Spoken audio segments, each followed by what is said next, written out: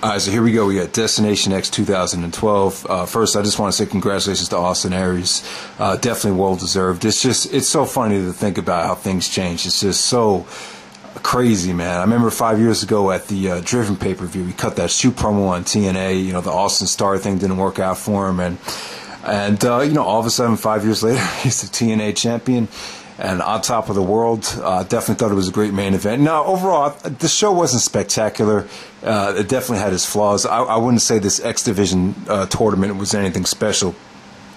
But definitely, I thought the main event did deliver, and I was happy I ordered the show. Definitely, I thought the money was very, very well spent. So let's get right down to it. First match of the night, you had the tournament qualifying match. You had Darkota, Darso, taking on Rubix, who's actually Jigsaw from Chikara, versus Lars Only, who I believe is Johnny Yuma from the Rockness Monsters of PWG, and Mason Andrews, who's actually Scorpio Sky from PWG. So, yeah, man, I thought this was a solid opener. Not spectacular. This guy, Darkota Darso, looked very, very out of place. You could just tell he just doesn't have as much experience as a guy like Jigsaw or a guy like Scorpio Sky. I thought Scorpio Sky looked good in this match, but he kind of got fatigued in the match after this. He actually advanced and won this opener. Jigsaw, as Rubix, he was extremely over. He was the most over guy in this match. But, you know, this was solid. It wasn't anything special.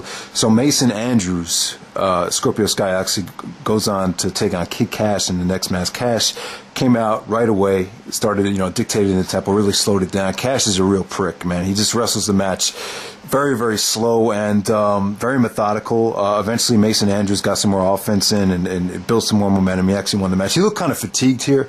I mean, the dude wrestled like 20 minutes straight, so got to give him credit. Once again, just kind of an average match. Next up, we got Kenny King taking on Douglas Williams. I kind of thought Doug Williams looked old and kind of slow and kind of out of shape here. Not definitely his best performance. Ken King looked okay. I would have kept this a little bit more shorter. I think this kind of dragged a little bit, but it was still good. I thought Kenny King looked good, and I just got to say, man, I think Kenny King made a good move, and I think timing is just everything. I mean, the timing couldn't be more right. You know, his friend Austin Aries, the world champion, and definitely he couldn't have picked a better time to make the jump. And I think Ring of Honor just gave the All Night Express the tag team championships to get them to stay. However, though, you know, I think Kenny King has been totally underutilized in Ring of Honor for a while, and the whole way they handled that All Night Express Briscoe's feud with not giving the All Night Express the tag team championships and keeping the belts on Haas and Benjamin, a very, very political decision there. I mean, there's just been a lot of politics ever since they sold the company to Sinclair, and you know, I would just say, man, Kenny King definitely made the right decision. He seems at home in TNA. He seems happy there, and I definitely think he has a bright future. Next up, we have Rashad Cameron taking on Sonjay Dutt.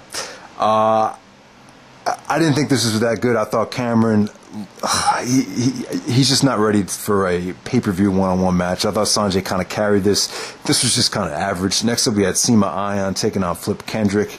So we had Jesse Sorensen. He actually broke his neck at Against All Odds, came back and called out Zema Ion before the match. So you know, we got a little bit of a confrontation there, and Zema Ion pretty much played a pretty nice heel throughout this whole show. This match with Flip Kenderick, it was just kind of there, but so Zema Ion advances to the Ultimate X. Next up, we have Kurt Angle versus Samoa Joe. This is a Bound for Glory series match, and I thought this was very, very good. Apparently, this is Angle versus Joe 8, as someone in the crowd actually had a sign of that. And, you know, not their best match, but surprisingly a little bit better than I anticipated. I thought Joe looked very, very good for the most part. You know, there was times when Joe looked kind of winded. He looked kind of sluggish when he went through some of his routines. But for the most part, I thought Joe looked very, very strong. This is kind of reminiscent of their Turning Point match. Very, very submission-based. There's a lot of beautiful counters from the Chiquita Clutch into the ankle lock. There was one part where I think Angle was really struggling in the Chiquita Clutch and powered it out into an Angle Slam, which looked like he had a, give a lot of energy to get Joe up from that. You know, it just a lot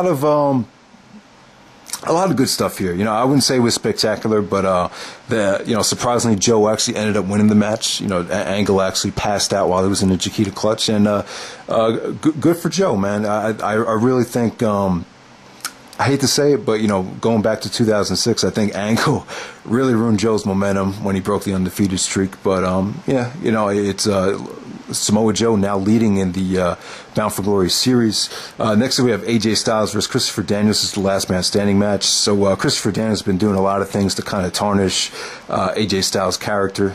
And, a pretty heated storyline. So I think the last man standing stipulation was definitely appropriate. Now, when you think of these two guys, you would think of them really getting inside the ring, using the ropes, having a high-flying X Division match. They were barely even in the ring in this match. This is just more of a brawl. A lot of punches, very, very bloody. There was a part of the match where Daniels was really getting into it with the fan. Like, you really thought like they were going to both explode at one point. But AJ and Christopher Daniels brawled on the ramp, brawled back to the the Titantron area.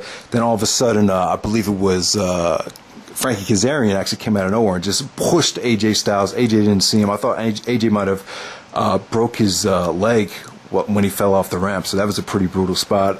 But AJ and Daniels worked well. There wasn't a lot of, it was just a knockdown, drag out brawl. AJ actually did do a springboard inverted DDT on the stage, which came out pretty sweet. And a lot of vicious bumps here, very, very bloody, and an amazing finish with AJ doing the Styles Clash through a table off the ramp. I thought that was a sweet finish. So I wouldn't say this is a great match. I thought it was very, very good. Really, really solid last man standing match.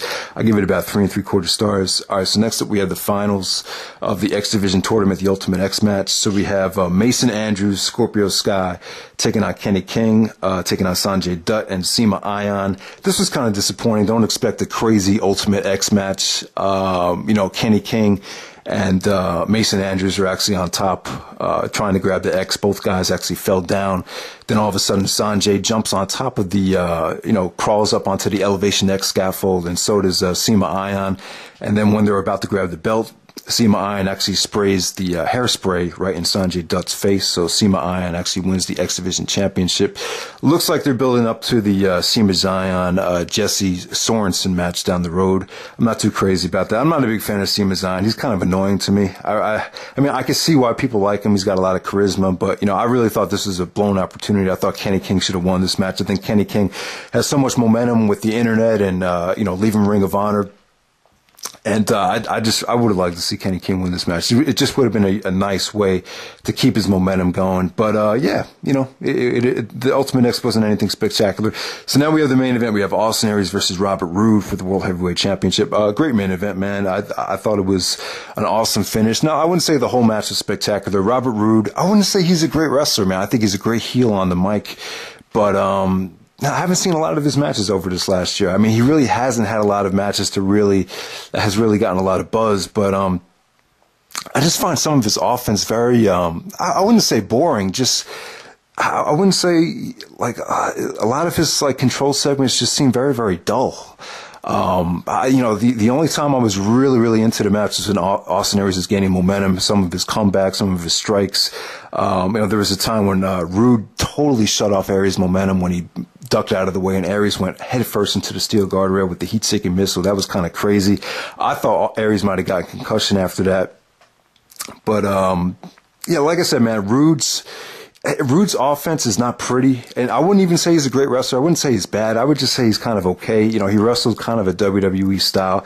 Whenever Aries was on the offensive end, that's when the fans were into it. That's when, you would be more interested in the match. But, a pretty good drama towards the end with the referee. Robert Roode tried to use the referee to, knock him down on purpose so he could use the championship belt, and he nailed Aries in the head with it. Aries kicked out for a nice near fall. I think a lot of people thought that was going to be the end of the match. But towards the end, Roode was kind of, distracting the referee, talking to the referee, and all of a sudden he took his attention away from Aries, and then boom, Aries sprints a million miles an hour and just drop kicks Robert Roode right in the face, hits the brainbuster to get the win. So Austin Aries, new world heavyweight champion. What can I say, man? I thought this was, I think the finish kind of boosted up the overall rating. So I'll give this match 4 stars. Congratulations to Robert Roode for a world heavyweight, nice world heavyweight championship title reign. I feel like even though probably he didn't have the matches, you know, he did come across as a strong champion, and he has cut a lot of great promos. But yeah, this is Austin Aries night, man. I'm looking forward to great things. Let's see Austin Aries and AJ Styles at Bound for Glory. Hopefully that's going to happen. Can't wait for that. And that's pretty much it. So definitely check out the pay-per-view. I'll probably give it a solid 8.0. You know, not a spectacular show from top to bottom, but Angle and Joe is awesome. AJ and Christopher Daniels was a solid street fight, and Austin Aries, Robert Roode, just definitely a great main event. So definitely check it out.